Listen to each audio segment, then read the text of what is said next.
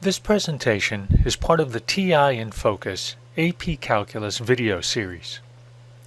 In this video, I'll discuss a specific concept associated with the 2017 AP Calculus exam, free response question AB2, namely, the definite integral as an accumulation function. My name is Steve Kokoska. I'm a professor at Bloomsburg University in Pennsylvania, and I am a former AP Calculus chief reader. Here's an outline of the information presented in this video. I'll start by reviewing the most important idea in an AP Calculus course, the fundamental theorem of calculus. Then I'll consider at least one alternate interpretation of this theorem. And because this concept is often tested in context, I'll present several applied examples. As a prelude, I think there are two very important AP Calculus concepts, often tested, that are associated with the fundamental theorem of calculus: the definite integral as an accumulation function, and the idea of net change, or the net change theorem. Let's start with the FTC. Suppose f is a continuous function on the closed interval a to b. If g of x is the integral from a to x of f of t dt, then the derivative of g prime of x, is equal to f of x. And the integral from a to b of f of x dx is equal to capital F of b minus capital F of a, where capital F is any antiderivative of f. That is, that capital F prime is little f. This is the unifying theorem in calculus that connects the two most important operations, differentiation and integration. Here are a few remarks or a closer look at the fundamental theorem of calculus. First, the function g in the FTC depends only on x. If x is a fixed number, then the integral is also a number. However, if x varies, then the integral defines a function. If f is a positive function, then g of x may be interpreted as the area under the graph of f from a to x, where x is in the interval a to b. Therefore, I interpret g as an area so far function, or more generally as an accumulation function.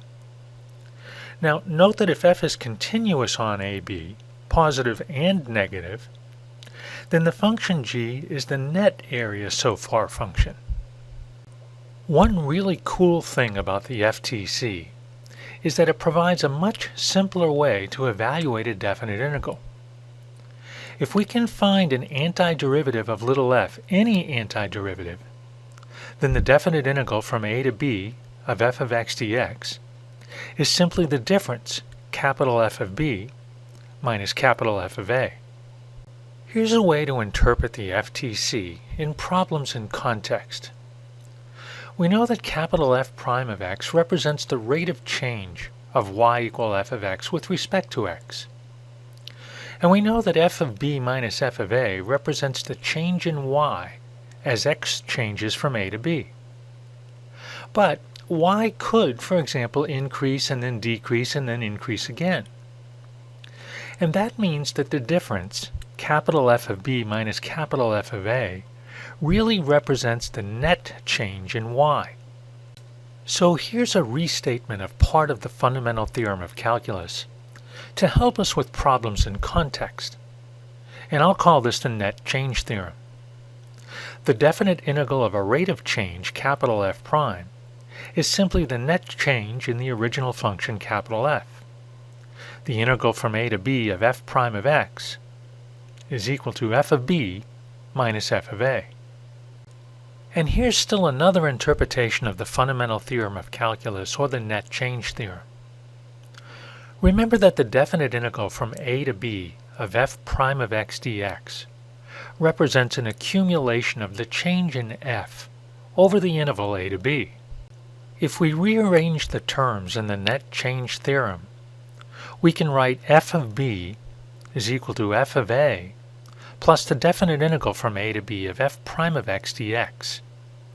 And a way to interpret this is that the end amount is equal to the start amount plus the net change in the function f. The following examples are all associated with accumulation, and I think they're strongly related to AP Calculus. In this example, let's suppose that f is a function whose graph consists of straight line segments and a quarter circle, as shown in this figure. Let's define the function g of x to be the definite integral from a to x of f of t dt. Let's see if we can find all these values of g, and when we're done, let's see if we can sketch a rough graph of g. The function g of x can be interpreted as the net area of the region bounded by the graph of f, the x-axis, over the interval 0 to x. And I'll use this interpretation to find the values of g. By the definition of g of 0 is the definite integral from 0 to 0 of f of t dt. Well, this is just 0, and this is really just a property of definite integrals. G of 1 is the definite integral from 0 to 1 of f of t dt. And geometrically, this is just the area of a triangle, and so this is 1/2.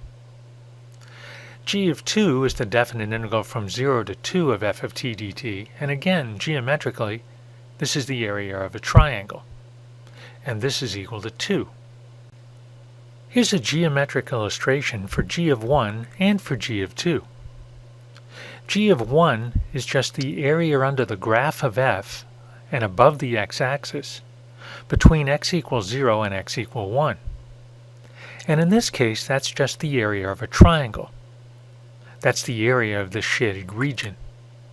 Similarly, g of 2 is the area under the graph of f and above the x-axis between x equals 0 and x equals 2. And again, that's just the area of a triangle. It's the area of this shaded region. G of 3 is the definite integral from 0 to 3 of f of t dt, or the area under the graph of f and above the x-axis from x equals 0 to x equals 3. Geometrically, it's the area of another triangle. Or we can simply add to g of 2 the area of another smaller triangle. And to find g of 4, we need to subtract the area of the triangle formed by the graph of f and the x-axis over the intervals 3 to 4. And this is because the region is below the x-axis. To find g of 6, I need to subtract the area of a quarter circle. And now I'll put all of this together and plot the points that I found in part A, and I'll connect them with a smooth curve.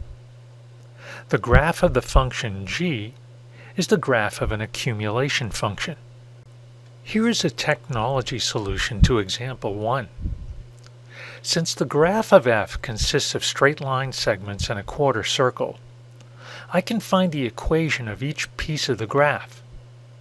So using the TI-Nspire, I defined the function f, well, as a piecewise defined function. And here's a graph of my function f on the TI-Nspire. Here, I defined the function g as the definite integral from 0 to x of f of t dt. And then I found the values of g using list notation. We can also analyze the graph and find the definite integral from 0 to x of f of t dt. Here, the shaded region represents g of 4, the definite integral from 0 to 4 of f of t dt. And finally, here's a graph of f and g on the same coordinate axes. Note that it's just fluky that the graph of f and the graph of g both pass through the point 2, 2. You might think about discussing the relationships between these two graphs.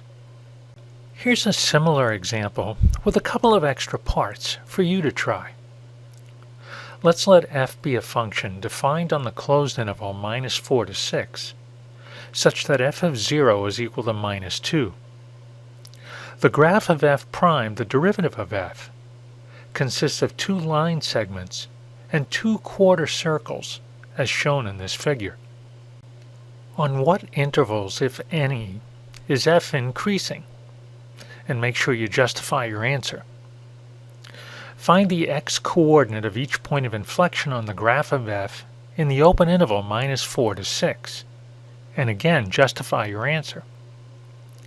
Find an equation for the line tangent to the graph of f at the point 0, -2, and finally find f of -4 and f of 4. Here's a nice applied problem. Let's suppose that the rate at which wheat is flowing into a silo on a farm in Kansas is modeled by the function r, where t is between 0 and 12. And let's also suppose that wheat flows from the silo to grain trucks at a rate modeled by the function g. And there are initially 10 cubic meters of wheat in the silo at time t equals 0. Let's find the amount of wheat that flows into the silo during the 4-hour time interval 0 to 4. And is the amount of wheat in the silo increasing or decreasing at time t equal 8? And let's make sure to give a reason for the answer. And at what time t between 0 and 12 is the amount of wheat in the silo a maximum? And let's make sure we justify the answer. We have the rate at which wheat is flowing into the silo, so we need to accumulate the amount of wheat stored. So that means I need to find the definite integral from 0 to 4 of r of t dt. Remember, on the AP Calculus exam, the student must write the mathematical expression that is being evaluated using technology. Here, that's the definite integral from 0 to 4 of r of t dt. The student does not have to rewrite the expression for r of t, and in fact, it's better, well safer, to use the name r of t. Writing the expression can lead to a copy error or a presentation error. I use technology to define the function r and to find the definite integral. There are 30.954 cubic meters of wheat that flow into the silo over the 4-hour time interval 0 to 4. To determine whether the amount of wheat in the silo is increasing or decreasing at time t equal 8, I need to compare r of 8 and g of 8, or equivalently consider the difference, r of 8 minus g of 8. Using technology, this difference is negative. The rate of wheat coming in is less than the rate of wheat going out. Therefore, the amount of wheat in the silo is decreasing at time t equal 8. To solve part C, I'll start by defining a function a that represents the amount of wheat in the silo at time t. Then I'll find the critical values for the function a, and this is equivalent to finding the values of t for which r of t equals g of t. Here's a solution graphically, showing the points of intersection of the graphs of r and g. And here's a solution on the home screen using the function nsolve. Next, I'll create a table of values for all the relevant critical numbers and the endpoints. I started by defining this function w, which represents the amount of wheat in the silo at any time t. And then on a lists and spreadsheet page, I evaluated the function w at all the relevant values of t.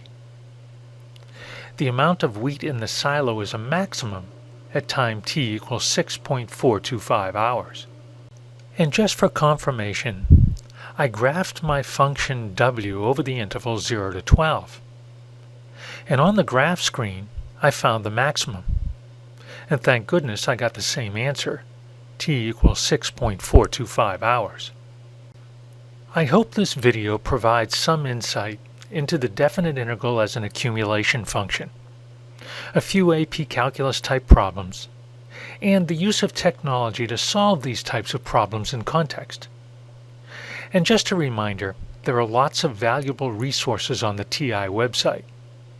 There is material there involving technology and calculus, classroom activities, and lots of calculator tips and tricks for test success.